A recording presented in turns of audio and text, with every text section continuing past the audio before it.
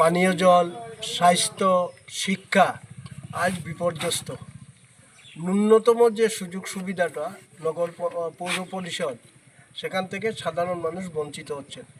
রাস্তাঘাটের বেহাল অবস্থা, ধর্মনগর ডিস্ট্রিক্ট হসপিটালের বেহাল অবস্থা, সর্বোপরি ধর্মনগর পৌর পরিষদ থেকে যে পানীয় জলটা দেওয়া হয়, এটা পরিশোধিত পানীয় জল না।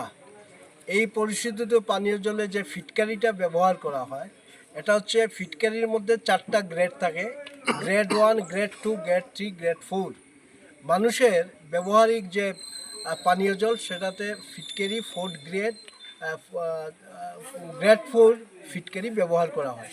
কিন্তু অত্যন্ত দুর্ভাগ্যের পরিতাপের, ধর্মনগরের ট্রিটমেন্ট প্ল্যানে যে পরিশোধিত পানীয় জল যেটা দেওয়া হয়, এখানে ফিটকারি গ্রেড 1 ফিটকারি দিয়ে সেখানে পরিশোধিত হচ্ছে। এতে ধর্মনগরের মানুষ প্রতিদিন নূতন নূতন জলবাহী কারণে মানুষ সেখানে আক্রান্ত হচ্ছে। যে জলটুকু আছে, এই জলটা সাকাইবাড়ি এলাকায়, শিববাড়ি এলাকা, থানা রোড এলাকা, তারপরে মান্ডবপাড়া, জেল রোড, মানুষ সেই জল থেকে বঞ্চিত হচ্ছেন।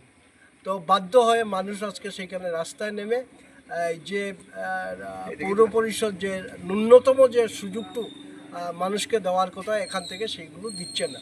তো তার প্রতিবাদে আজকে যুব কংগ্রেসের উদ্যোগে সেইখানে বিশেষ করে আমাদের থানা রোড এই অঞ্চলটা, সেখানে জল মানুষ পাচ্ছে না।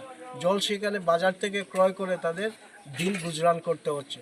তার প্রতিবাদে এখানে যুব কংগ্রেসের উদ্যোগে আমরা এখানে রাস্তা অবরোধ করছি। এর আগে আমরা এই এলাকার মানুষ DWS এর কর্তৃপক্ষের কাছে, তারপর DWS